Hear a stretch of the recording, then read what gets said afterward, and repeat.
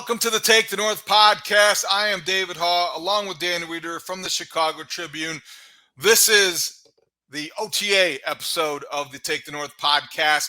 You can get it on your free Odyssey app or wherever you get your podcast. You can watch this on YouTube on the 670 Scores YouTube page. Dan, very little going on. Ryan Poles is making the rounds, kind of the post-draft victory lap perhaps. But I do think that officially on Tuesday, the Bears begin the phase which is known as Organized Team Activities, OTA. Significant, insignificant this year, any year? What do you think in terms of what's at stake and what's going to be happening this week at Haugh? Yeah, well, so it'll be next week that they'll get going on the practice field on the 23rd. Okay. And then the 23rd. 3 weeks of OTAs, the minicamp ahead. And when you hear from people in the building, they're talking about this being kind of the gelling phase, right? The opportunity to build trust with a lot of new faces and a lot of people coming into the program and trying to figure out what everything is all about. And so it is an important phase. It's not anything that you're really going to be able to detect with your eyes, but there's going to be a feel for the coaches and the players on how quickly this thing can gel together. We know the new toys that they've gotten Justin Fields to play with. He's going to have to work on the timing and the rapport with those guys. There's a lot to sort through here as coaches and players. And then obviously the whole goal is to get to training camp at the end of July with a to-do list that is shortened just a little bit, right? So that you can just hit the ground and then start working towards the regular season without having to address a long list that would be daunting in some ways. So I think I got a little ahead of myself because of the announcement that came on Monday afternoon that the Bears were adding a couple coaches to their staff for OTAs, for the part of the Bill Walsh diversity program. They're adding 2 coaching fellowships, 2 guys that have very familiar names in the football industry, Eddie George and Randy Shannon. Randy Shannon, former Miami head coach, has a long, actually well-respected defensive coordinator in the college level, head coach, comes with a lot of cachet, I think, in the college game. And Eddie George, my goodness sakes, this guy can sing, he can dance, he can run you over. He's so multi-talented. He's a head coach, right? So this is somebody who has a lot of talents, a lot of skills, and adding them to the mix is a good way to just expose a couple guys to your program and also make some connections and give them an opportunity to see what you're all about. Yeah, to be clear for our audience, they both have regular coaching jobs. This is just kind of a spring internship, so to speak. Eddie George is the head coach at Tennessee State. Randy Shannon is the co-defensive coordinator and the linebackers coach at Florida State. But you know, you see those names pop into your email and you go, oh, we've got something here. I was a freshman, David, in Champaign when Eddie George was running all over the Big Ten. And I think he ran for like 397 yards or something against the Illini when I was in my dorm room as a freshman. And I was like, man, this is a real deal. So we'll see him up close at Haugh in the next couple of weeks, just a couple of weeks stint for him. And Randy Shannon as well, who obviously, as you mentioned, was the coach at Miami and has done a lot in the profession over his time. We had the good fortune of having Eddie George in studio at the Mully and Haugh show several years ago. I cannot remember exactly what year, but he was in Chicago performing on stage. He was doing a musical. So this is the guy that on his way between being an NFL running back who gained however many yards he gained, over 10,000 yards, did he not? And his coaching career, who's now the head coach at Tennessee State, he spent some time in theater. So multi-talented, definitely a charismatic guy. He was if he wants to hang around as long as possible at Haugh, I think it's a good idea. But anyway, so I think I got ahead of myself because they will be observing things and contributing in whatever way. This is all about this offseason, getting people on the right page, kind of doing the same things and seeing the continuity from the players who were here last year, incorporating with the new guys who you drafted and signed. So, yeah, that is next week. This week, I think, is all about kind of evaluating what they have and what they're looking at. And I think they're still – and what they're still missing. And what they're still missing is an edge rusher. And I think that's why we'll talk about what Ryan Poles said when he made the rounds on both radio stations last week in Chicago. But, Dan, to me, that still seems to be if we had to guess the next big headline or the next relevant headline, I don't know how big it will be, but I think it would probably involve the Bears adding an edge rusher to the mix. Yeah, I think so. And you kind of heard it in some of the phraseology that Ryan has had in saying, look, like we're obviously not sleeping on this need for our roster. There are things that we think we can do to bolster our pass rush in the event that we don't get someone. But he sure seemed to indicate that there were avenues that the Bears were willing to go down, and we're going to go down fairly soon. And so I know, that catches your ear, because everybody's waiting and waiting and waiting to see what is added to that depth chart next. And I think we're all anticipating that sometime soon, here probably in the month of May, something will happen. Well, let's hear what he had to say. Our good friends at 670 The Score shared with us this video, this audio of Ryan Poles. He was on the Bernstein and Holmes show last Friday.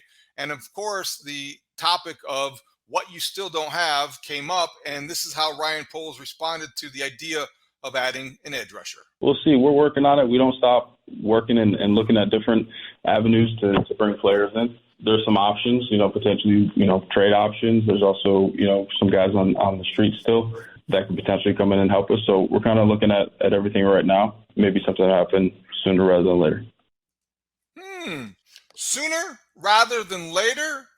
Options that include a trade? I don't remember somebody mentioning a trade. Am I reading too much into that, Dan? Please tell me if I am. Well, no, I don't think you're reading too much into that. I think it's an indicator that they are active, and they are pursuing multiple avenues of trying to add some competition, depth, and talent to this roster. And so the phraseology that caught me there was sooner rather than later. And so you would sort of interpret that as something has moved forward to some extent, where they feel confident enough that a deal can get done, either a trade. That word that Ryan brought up himself is when you go, who could it be? And you just don't know. There's 31 other teams. Well, I know what I don't believe. I know what every Bears fan out there, or a lot of them, heard was that, okay, Chase Young, Justin Fields, college teammates reunited in the Bears locker room. That's what I think a lot of people wanted to hear. Right?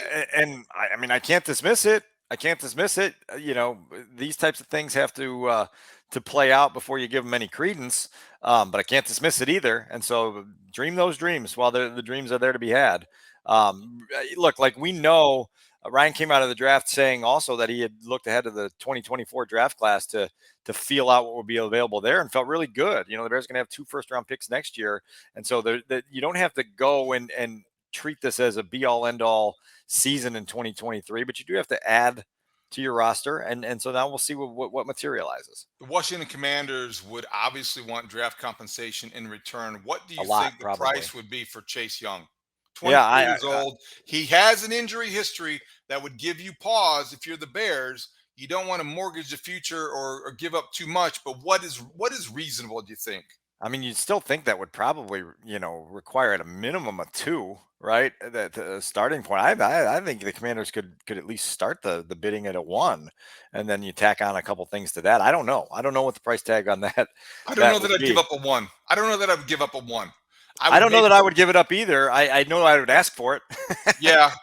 I maybe a 2, possibly. I would start, if I'm the Bears, at a 3rd-round pick and think, okay, let's see what they have to say about that. They would probably want more than that. Maybe you settle on a 2, maybe you throw in a future 5. I don't know, but it would be throwing that extra 4 that you got from the Eagles for moving down 1 slot, right? Yeah, I think that's probably where you would start in terms of bargaining and negotiating. That's what they could work out. But I like the idea if Chase Young is involved in trade talks and they want to, identify somebody like that, maybe some risk involved because of his health, but also the reward would be immense if he can stay healthy on the field, because he's a disruptor and they just don't have that. No, and that's clearly the biggest area of need going forward. And so, yeah, like as we always say, we'll have to let some of it play out, and then as developments occur, we'll be able to dig deeper into it. So Ngakoue is still on the market. Was there a pass rusher that was signed over the weekend, I believe, taken off the market, some of the lesser stature? I don't think it was somebody at the top of the list, but I do believe that the top guys of the available ones, and we just don't know who else they might be talking to in terms of trade, still are out there for the Bears to pursue. You're trying to find value. That's been Ryan's buzzword for the better part of the last 6 months. And so, you're trying to make it work within what your long-term vision is. And, you give them a chance to find that sweet spot. So also in that interview, and we'll get to some other, we're going to go through some of the other things he talked about, but while we're talking defensive linemen, he did mention that not he was asked about Jalen Carter specifically. And while he was very careful not to say that he took Jalen Carter off the board because GMs don't want to speak in those terms publicly, I do think that what he said without saying it was they took Jalen Carter off the board. And the fact that he got something by moving down a spot for a player the Bears had no business or no interest in drafting because of some, concerns about the dependability of things that we have established and talked about, I think was interesting. And this is how Ryan Poles explained it to the Bernstein and Holmes show on Friday on 670 The Score. I'll say this, and I'm not getting into specifics about that, but I will say that our culture is important. I'll say that we know where our roster is right now and what it can handle, what it can't handle. And I think that's part of being intelligent in this space is knowing your locker room and where it's at. And I'm happy we made the decision that we made. And, specifically on Jalen, I think he went to a fantastic place that has kind of like their cement's dried and their foundation is what it is with a ton of leaders. So we love Darnell. He's going to help us. He's got grit to him. He is dirty tough, and I absolutely love him. So I'm pumped with the guy that we got. So that was Ryan Poles on the decision not to draft Jalen Carter, the decision to draft Darnell Wright. And Dan, anything surprise you there? No, I did like the phrasing of the cement is dried in Philly. The idea that the foundation is set there and that they're able to do things a little differently with their risk assessment. I think what the Bears did with Jalen Carter in the draft is took a very comprehensive risk assessment of what they thought they could take on and absorb. And this was the conclusion they came to. I think you were in agreement with it. I think I was in agreement with it. And now you move forward understanding that Jalen Carter is going to a situation with a bunch of former Georgia teammates and obviously a championship culture already established in Philadelphia that gives him a better chance to, get his feet on the ground with a lot of stability around him. Not existent at Halas Hall at this moment. And so, as we've talked about before, the time will come for the Bears to maybe take a risk like that. But right now, the risk assessment was that this cement is not dried, and we don't want any elephant footprints, in our undried cement that we can't get rid of years down the road because we were a little bit careless and a little bit reckless. Before we get on to some other things you said about the wide receiver room and the rotation there, I want to ask you a question that crossed my mind, and I don't know if there's a parallel here, but we're in the midst of looking at everything in Chicago through the Bears prism and risk reward assessment because of draft picks, and the kinds of things that we're talking about that teams, when they can't count on players they've invested a lot in. When I have to say, I thought about the Jalen Carter dilemma, if you will, or the Jalen Carter decision when I'm processing what to make of this John Morant situation in Memphis with the NBA.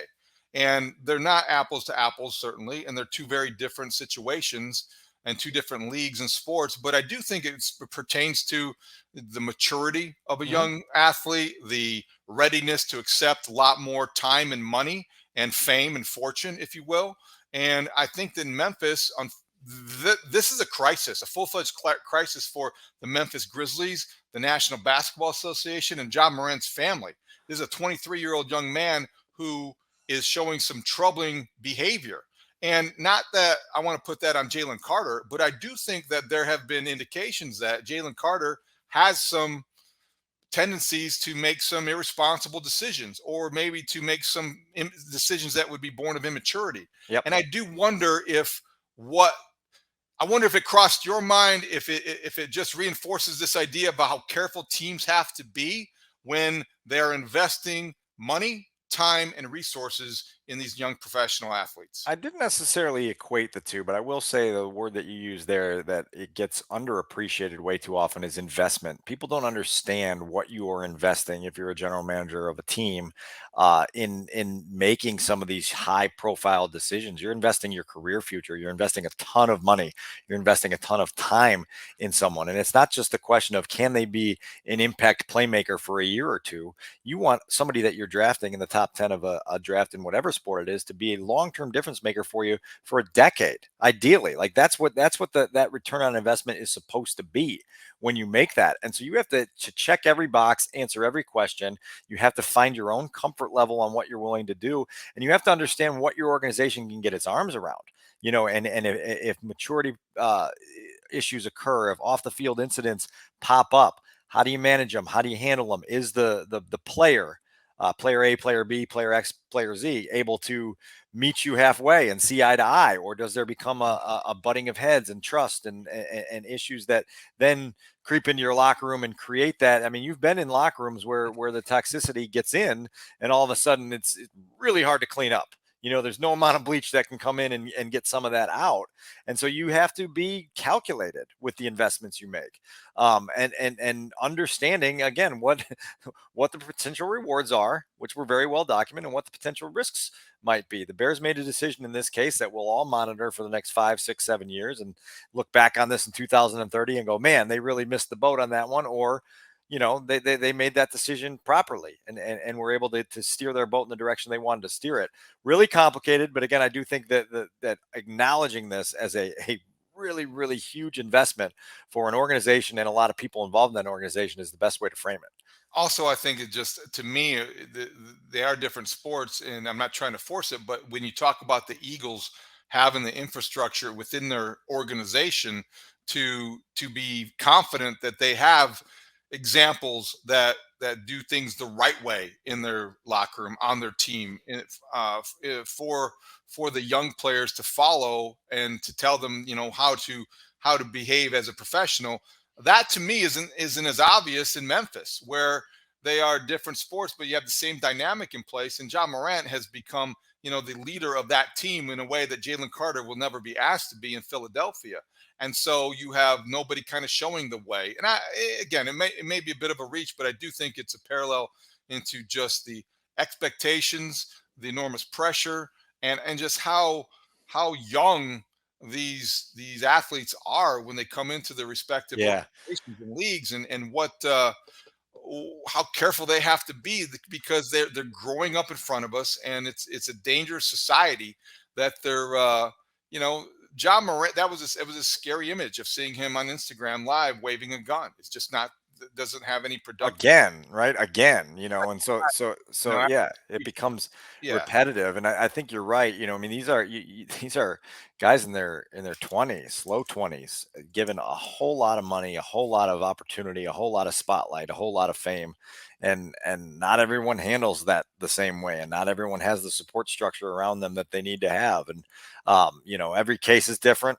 That's why all these teams do the level of homework that they do on every case. And I can promise you that the Bears' decision on Jalen Carter going into the draft was based on a lot of homework. This wasn't just we talked about it over lunch one day and this is the decision we came to.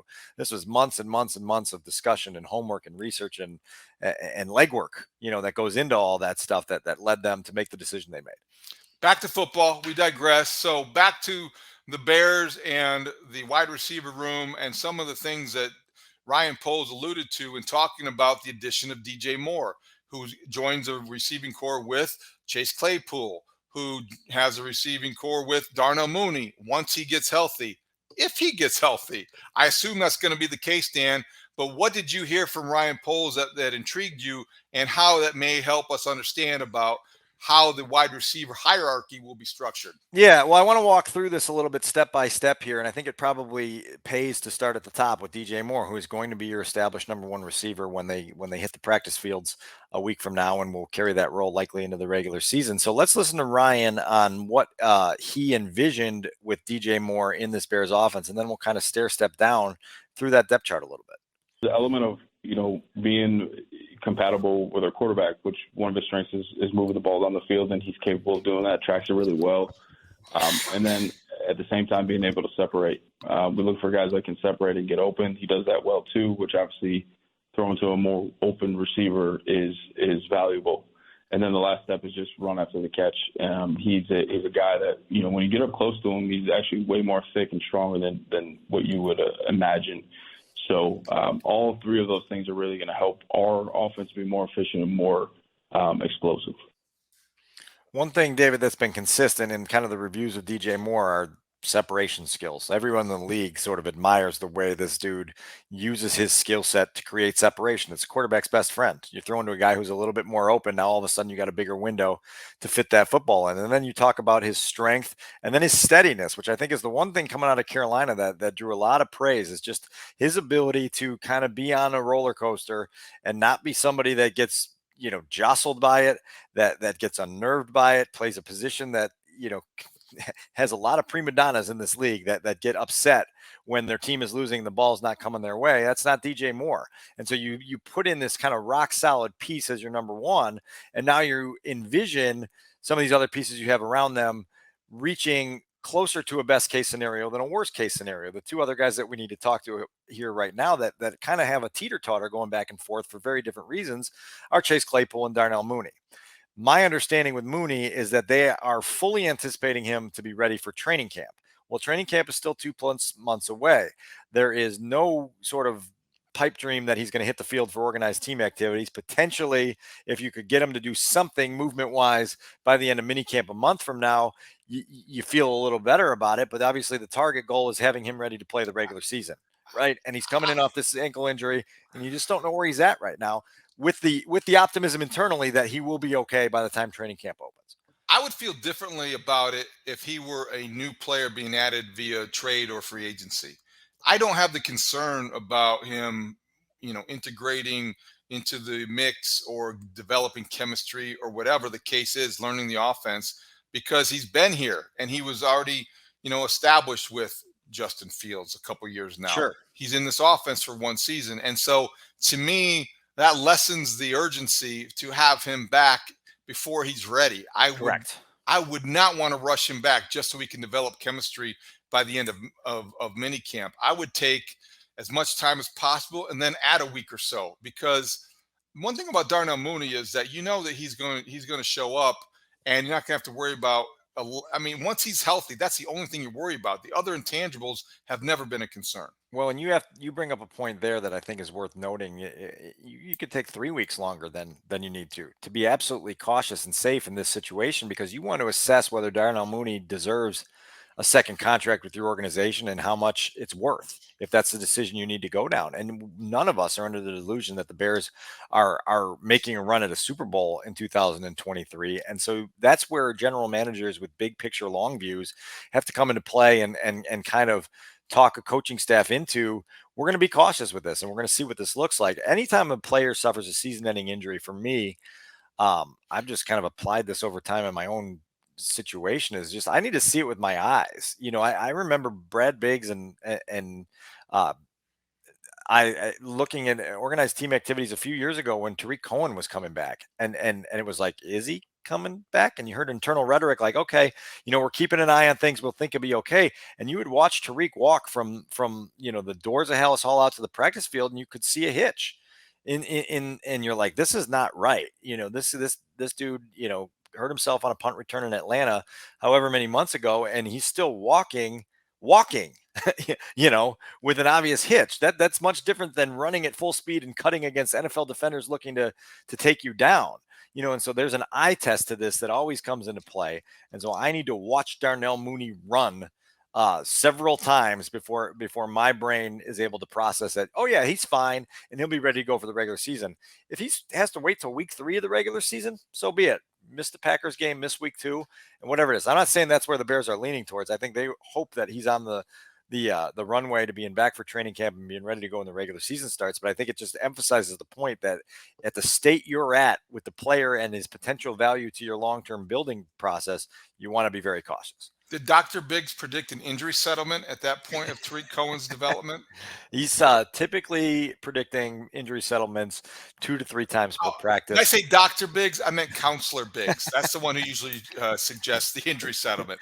Okay, so I think Mooney, you take your time. I think Claypool's an entirely different story. That's where we're going to learn more about, okay, now that he's healthy physically, where is he mentally? How is he in terms of sublimating his ego into the mix? How does he feel about the Bears' big offseason deal, bringing in a wide receiver to be the number one that he maybe thought he was when he came over from Pittsburgh? Those, to me, are more pressing questions that are harder to answer than whether or not, Darnell Mooney will be part of the mix once he's healthy. It's more than fair to at least partially interpret the trade for DJ Moore and getting DJ Moore as part of Justin Fields's pass catching weaponry as a slight concern inside the building that Chase Claypool isn't going to become what you thought he was going to become when you traded for him last November. If he was, you wouldn't have to prioritize getting Justin someone. But now you're in this third season of Justin's career, second season with this regime, and you need to make some huge decisions about who he is as a quarterback.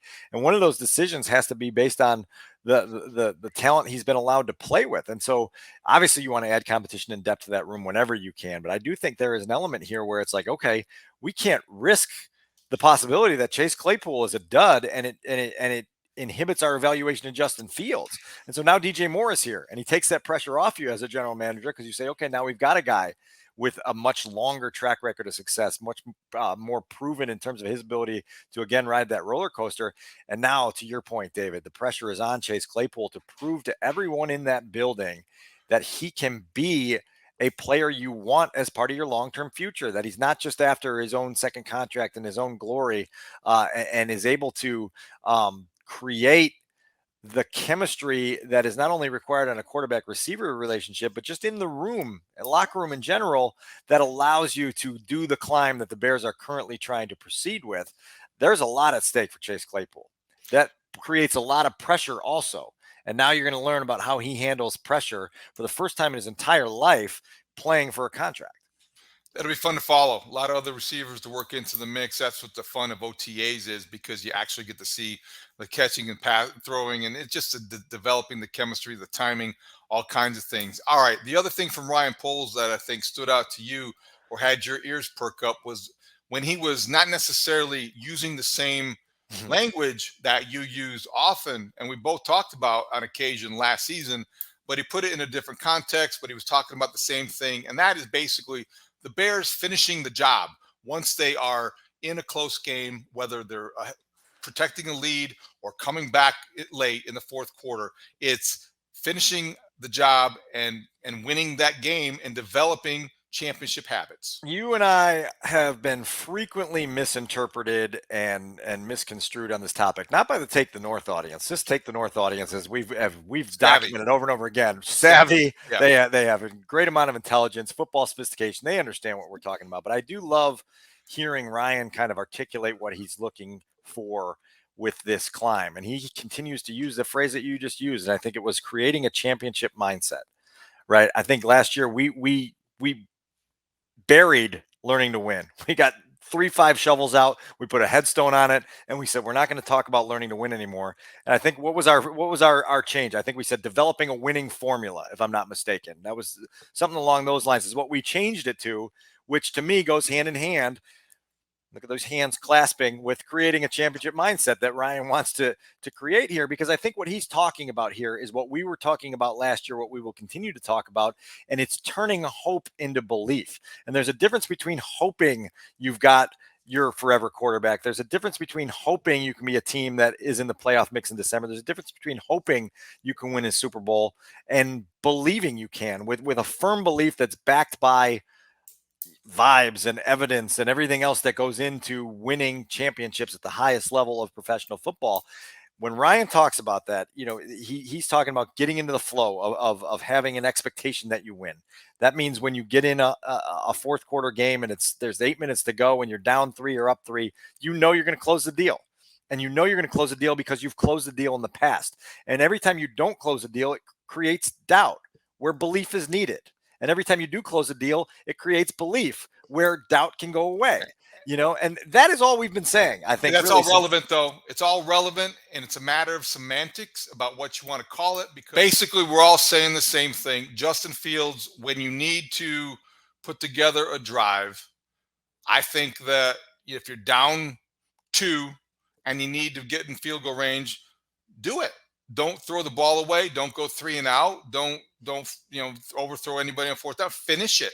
That's part of learning how to win. That's part of developing championship traits or habits. That's what football coaches, football people are looking for, and that's what they know you're talking about when we're all basically Yeah. saying the same thing in different ways. No, there's no doubt about it. And that belief component is enormous. And you got to remember, Ryan comes from a place where they created that belief during his time in Kansas City, and they went and won a Super Bowl, and then he left and they won another one, and so he knows what that feels like. He knows what that looks like. He knows that, as he told Bernstein and Holmes last week, that there were moments last year where he broke trash cans because he was so frustrated at the Bears' inability to get through some rough patches. I'm glad you brought that up. What do you think that involved? Like, what are we talking about? Trash cans here? Are they metal trash cans? Are they tall trash cans he kicked over? What are we talking about? And where did he do this? Was it like in the press box? I would assume it's wherever they watch the games at Soldier Field, because typically in road press boxes, he's sitting right above us, like one row ahead of us. And that's why, again, when the Bears had that tough loss in Atlanta last year, and we visibly watched him get frustrated in that moment and pound a table and storm off to the elevators to go downstairs, you understand the frustration he was feeling, because, David, he had a team that wasn't able to get over the hump in big moments. They didn't have the championship mindset. They were hoping more than they were believing. And he wants to feel what he felt in Kansas City, which was, it's go time, and we're going to be the team that goes. So all of the garbage cans in Kansas City are intact because nobody's breaking them in frustration. I just want to know, Jerry Angelo was a desk pounder. Like, when he would sit in the press box to see something he didn't like, he would, like, you knew he was upset.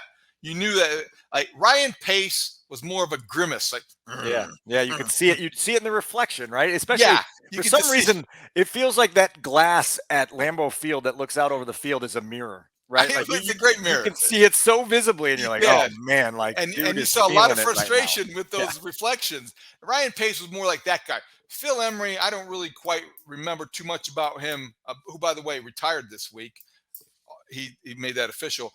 But I don't know. I don't know about Poles. Poles, see, he could really do some damage to a garbage can if he got mad enough. I mean, he's a big guy, big man, former lineman. And hopefully that they will either get some sturdier trash cans for the GM's viewing suite at Soldier Field, or they'll go get an edge rusher and somebody else that can help you win a football game or two. Come full circle. And then the trash cans will be safer. But look, I think it all circles back to like this phase, David, and you asked what this is about. Well, it's about gelling. It's about creating belief. It's about creating that confidence snowball, however small it is, that can start to roll and roll and roll and get bigger and bigger and bigger. And at some point, all of a sudden, you are the team that is just taking care of business every which way. The Bears have been on the wrong end of that too many times during my time on the beat. Hopefully at some point they find themselves in the position of having that belief and that confidence. I only have two more little nuggets to ask you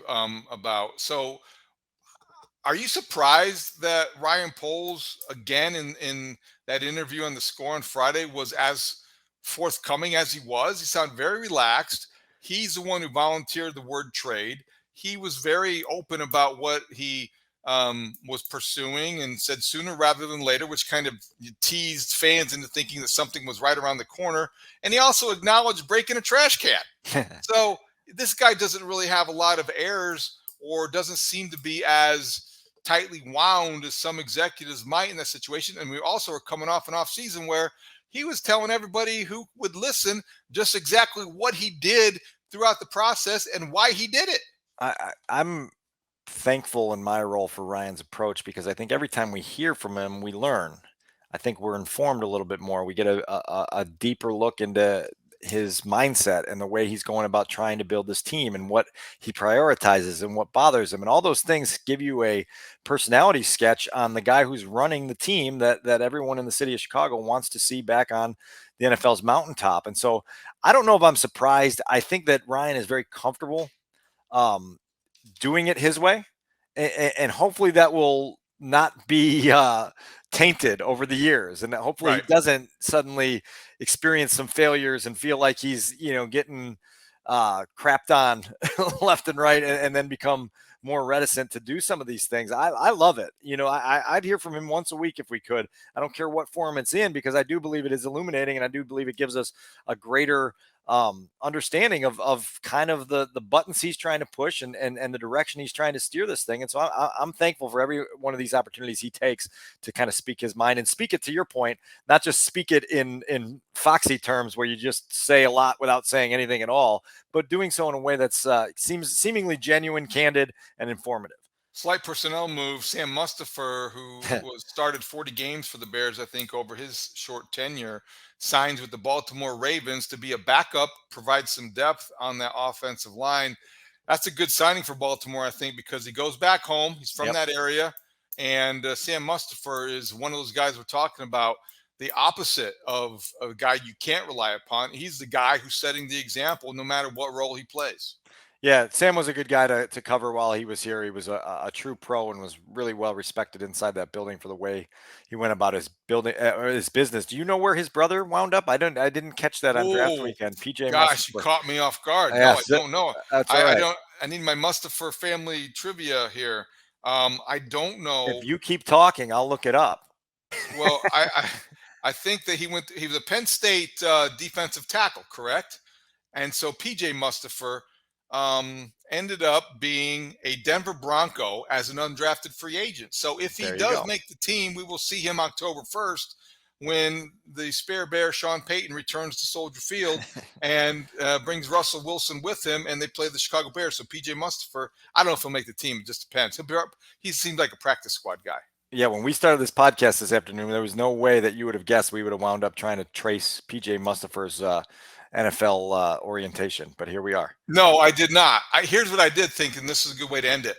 So I no longer work for the Chicago Tribune, but I felt like a little snubbed by not getting a co-byline with you. Great story in Sunday's paper. People who either got the hard copy or go back and see it at chicagotribune.com. A lot of stuff, good stuff from Dan Wiederer in that. But, when you use the No Excuses tour in parentheses, I didn't copyright it, but I thought at least I'd get it contributed. I did work there for 18 years. At least you can do is give me a little credit.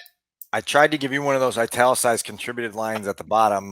Take the North co-host David Haugh contributed to the naming of the tour. The union scrapped that. The union axed that. The union said we can't have non-union people contributing to this union publication. I can respect that. I can respect that. There's some people there that would love to have just slashed off the bottom line, and that's okay too. But I did. That was a good story, and it kind of, what it did was it kind of verbalized or put in writing everything that we have talked about. And you had a good note on what's at stake for Justin Fields.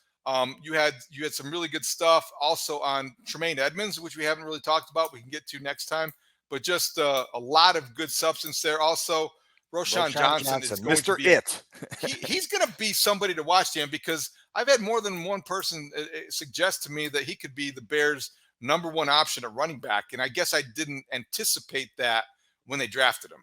If Roschon Johnson is not someone to watch, we have been sold a bill of goods, man, because the hype train is out of the station, and that whistle is it's on its way down the track at this point, and it's gonna be hard to slow down. Eager to watch him kind of blend in when the veterans get back and see how they look side by side. Anything else that we overlooked or missed or did not mention? No, I mean, I think that, for mid-May, we're covering a lot of ground here. I'm just looking through my notes here, and I think we touched on all of it. I think just the last thing is just Ryan Poles talking about that bar of success for him. He says it starts with the division, and the first thing we do is try to win our division. And if we don't, we try to figure out where we fell short. And if we do, we're very happy, and we try to take the next step. But that is clearly not novel, but it's something that is very important to him, and that's where he starts setting that bullseye in the middle of the dartboard. Did you go to the Bears Gala, the Bears Care Gala? I did not. You did not? Were you invited? I don't know. I don't. It used to be a media event, a little bit of a media event, pre-gala access, but I don't think they do it anymore. But that was over the weekend. So they got all dressed up, and I haven't seen as many pictures as we're used to seeing out of there. I'm sure they're coming on social media real soon. That social media team, they are. They have had a great off season. You have to admit that the social media team is rolling right now. Okay, and we are rolling. We will be back next time talking about whatever OTAs produces. If there is a move at the edge rusher position, you can bet that we will be there to analyze it. Keep your eyes on the Take the North Pod Twitter account and give us some feedback. Let us know. Download, listen, subscribe, and we certainly welcome your reviews. good, bad, or indifferent. So I think that there's plenty of offseason left to go, and we'll be there for every step of the way. For Adam Studzinski and Dan Wiederer, I'm David Haugh. Thank you for listening to the Take the North podcast. Great talk. See you out there.